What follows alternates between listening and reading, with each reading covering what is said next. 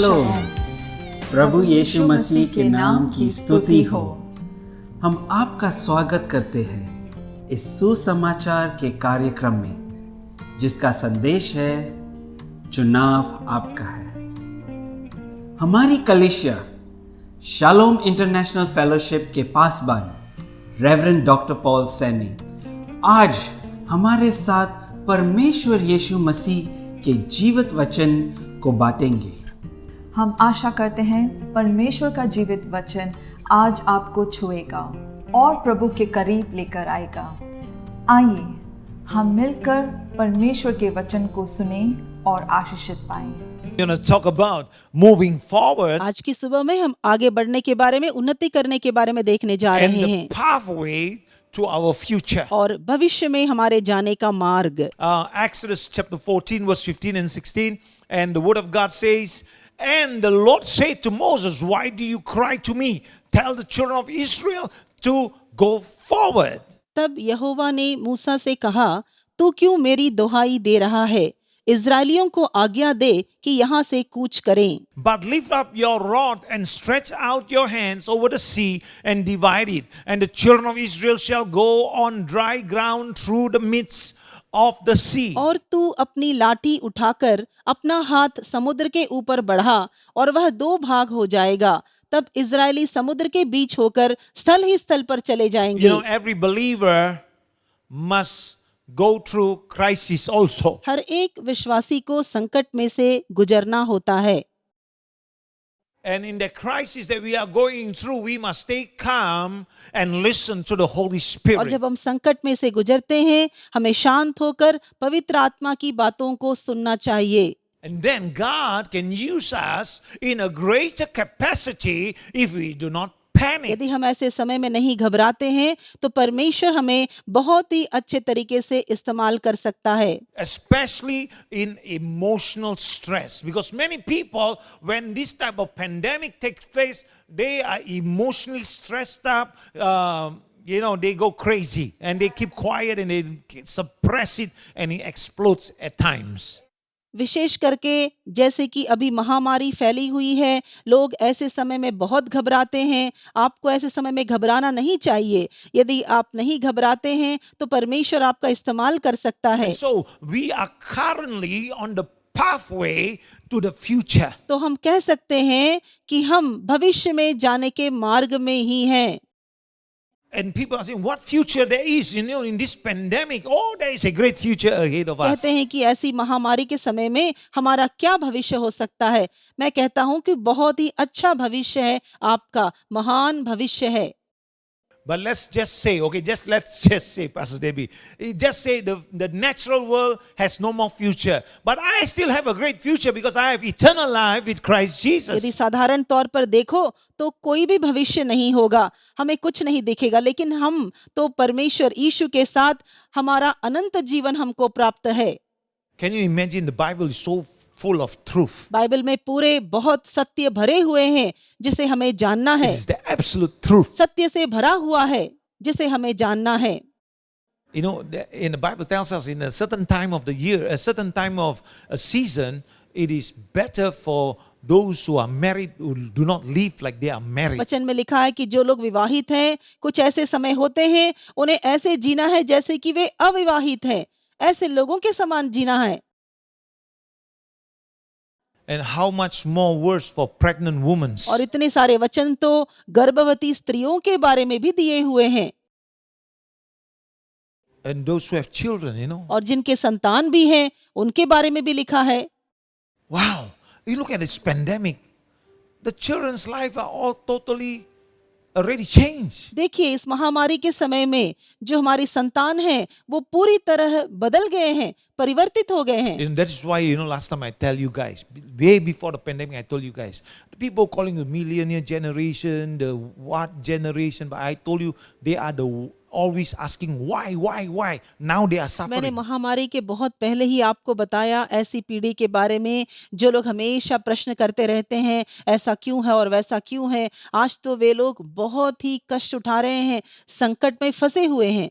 That is why parents, you parents better repent. इसीलिए माता पिता मैं कहता हूँ कि आप मन फिराव करें, पछताएं। Especially you who have those children who are in the millennium. और विशेष करके आपके संतान जो इस पीढ़ी के अनुसार चल रहे हों, वे लोग निश्चित रूप से Because you पछताएं। didn't teach your children the word of God. आप अपने संतान को परमेश्वर के वचन निश्चित रूप से सिखाएं। If you have taught them that the word of God is the ultimate thing rather than the education in the world, यदि आपने उन्हें सिखाया है कि संसार में जो शिक्षा उन्हें प्राप्त है उससे बहुत ही बेहतर है परमेश्वर का वचन। even Christian children, I see them, what they do, they play games, they play computer, they play every other thing but the word of God. हमने देखा है ऐसे बच्चों को जो कंप्यूटर में खेलते हैं और गेम्स खेलते हैं, सब कुछ करते हैं, लेकिन वचन को कभी नहीं पढ़ते। In the time that Israel, do you know how God trained them? The word of God, the law of the word of God, they live by it. क्या आप जानते हैं इज़राइल के लोगों के बारे में परमेश्वर ने उन्हें कैसे सिखाया? वे लोग परमेश्वर के वचन के अनुसार ही जीते थे। The children are taught from generation to generation only the word of God first. That is why their left brain and their right brain are balanced.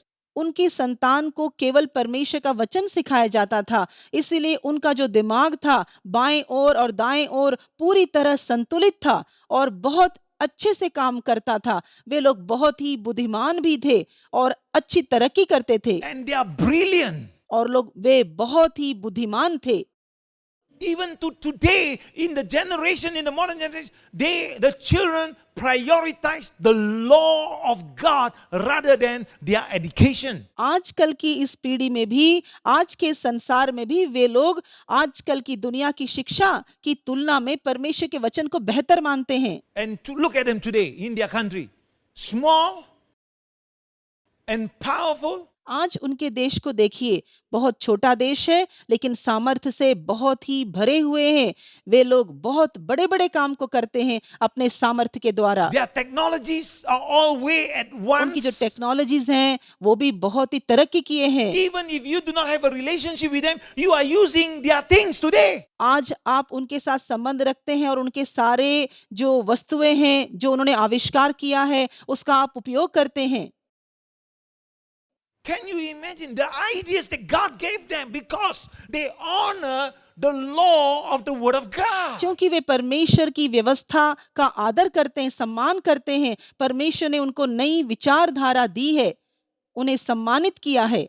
You believers should get into the word of God, into the law of the word of God. Train your children so that they can overcome the future, that they can go through and break through. आपको भी परमेश्वर के वचन में गहराई में जाना है और अपने बच्चों को इस वचन का प्रशिक्षण देना है ताकि वे वचन में गहराई में जाकर और अपने जीवन में बहुत तरक्की करके, उन्नति करके अपनी इस दुनिया में आगे बढ़ सकेंगे और सब लोगों से बहुत आगे And बढ़ेंगे। then you parents really need to repent. और निश्चित रूप से आपको तो पश्चाताप ही करना है, मन फिराना है और परमेश्वर के पास आना है। Why? Because you didn't teach them the word of God and you do not even change yourself that they can see the fruit of the Spirit in you, that they can follow, that they can honor, but you teach your doctrine, your ways, your thoughts, not the word of God. आपने न मन फिराया है, न खुद इस परमेश्वर के वचन को जाना है गहराई से और न अपनी संतान को इसे सिखाया है और यह गलती करने के कारण ही आपको बिल्कुल मन फिराना है। तभी आपके संतान भी मन फिराकर इस मार्ग में चल सकते हैं। I tell you, people of God, परमेश्वर के संतान, मैं आपसे बता देता it's हूँ, not too late. You can still change and you don't give any excuses because every excuse is a lie from the devil. आप कोई बहाना मुझे न दें, कोई भी बहाना देकर आप बच नहीं सकते हैं। देखिए, हर एक बहाना झूठ है। अभी भी समय नहीं हुआ है, आप पछता सकते हैं। Think about it. इसके बारे में आप विचार करें बड़ी गहराई से। Because when the word of God is spoken, your opinions have no room in that place anymore. जब परमेश्वर का वचन प्रचार किया जाता है तो उस स्थान पर आपकी जो विचारधारा है उसके लिए कोई स्थान नहीं है। I tell you what, you don't give excuses. You just get down on your knee and you repent and get God's forgiveness and then you rise up, and then you start doing the right thing, I tell you, God will still honor you that way. मैं कहता हूं कि आप अभी भी घुटने में आ जाएं, बहाना ना दें, कोई भी कारण ना दें, परमेश्वर से क्षमा मांगे, प्रभु आपको निश्चित रूप से स्वीकार करेगा, क्षमा करके आज आपको स्वीकार भी करेगा। Don't defend your children. Don't defend. You just repent. आप अपने बच्चों के पक्ष में बातें करके उन्हें बचाते ना रहें। मैं कहता हूं कि आप मन फिराएं, पछताएं, पछताने से ही सारा काम पूरा होगा। And then when you repent, I tell you, when you set the example, they will change. मैं कहता हूं कि जब आप मन फिराएंगे, पछताएंगे और आप फल उत्पन्न करेंगे तो निश्चित रूप से आपके But now, संतान you बदल see your जाएंगे। children are grown up, but this their own life. No, it's still your responsibility. ऐसा ना कहें कि वो तो उनकी जिंदगी है, वो अपने मन से करेंगे।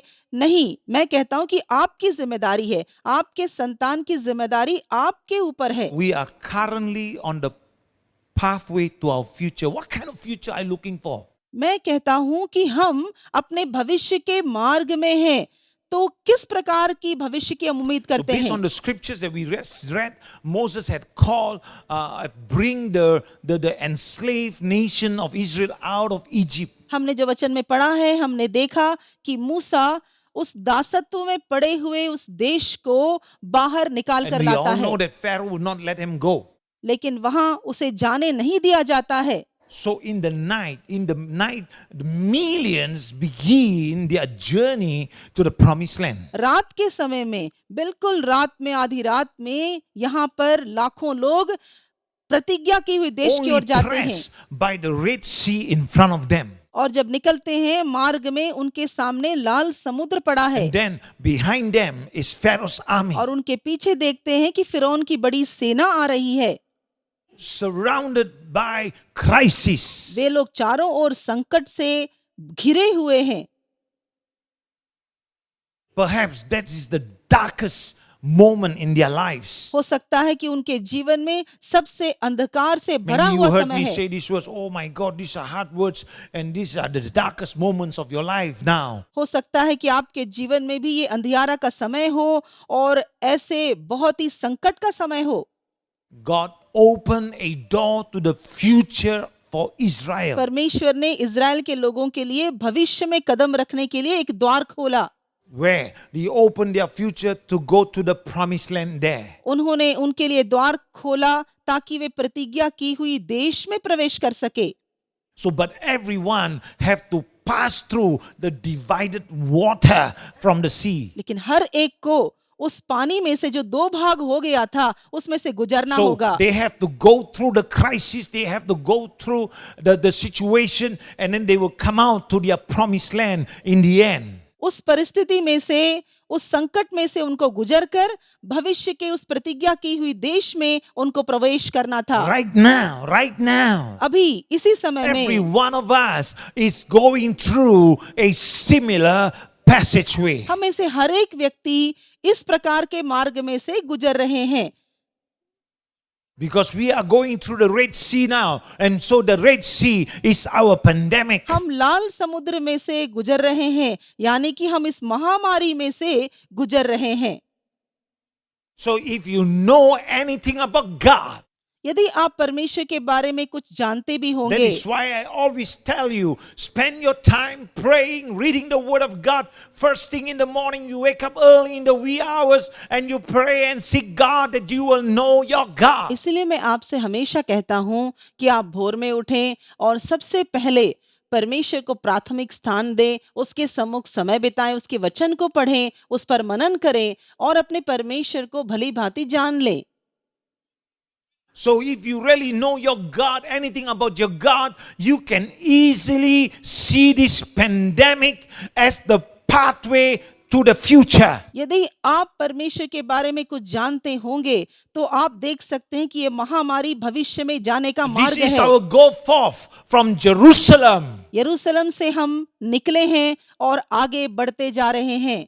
This is our go forth call from Jerusalem. That is why he say in Acts chapter 1 and verse 8. और हम यरूशलेम से निकलकर आगे बढ़ते हैं और प्रेरितों अध्याय 1 वचन 8 को हम पढ़कर देखेंगे कि इसमें क्या लिखा हुआ है। And you shall be my witnesses in Jerusalem, Judea, Samaria, and to the uttermost part of the earth. परंतु जब पवित्र आत्मा तुम पर आएगा तब तुम सामर्थ पाओगे और यरूशलेम और सारे यहूदिया और सामरिया में और पृथ्वी की छोर तक मेरे गवाह होगे।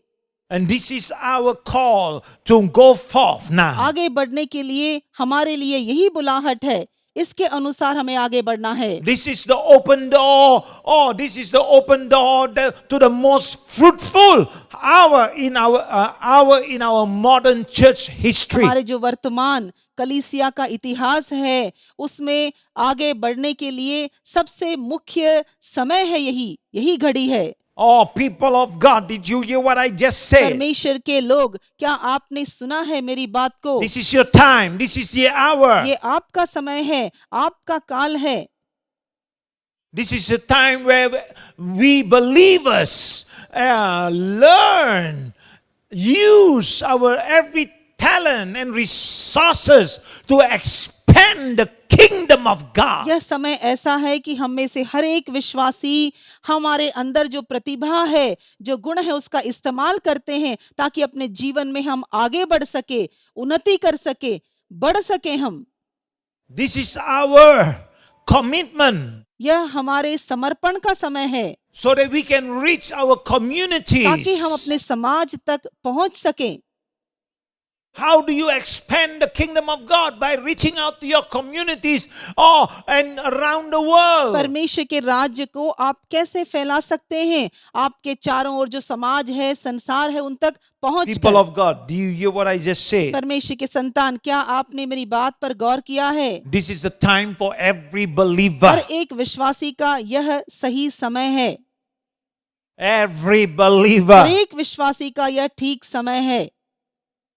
To learn to use your talents. आपके अंदर की प्रतिभा का आप अच्छे से इस्तेमाल करें, उसे सीखें। And your resources at our disposal for the expansion of the kingdom of और God. आपके अंदर जो खूबियां हैं, आप उसका इस्तेमाल करें ताकि परमेश्वर के राज्य को आप चारों ओर फैला सकें, In our community. अपनी समाज में उसको फैला सकें। You know what I mean by community? समाज से मेरा मतलब क्या है आप जानते हैं? The people that you can reach. ऐसे लोग जो आपके संपर्क में प्रतिदिन आते हैं। Those people that you can reach, I may not be able to reach. आप जिनसे संपर्क करते हैं, मैं उन तक नहीं पहुंच पाता हूं।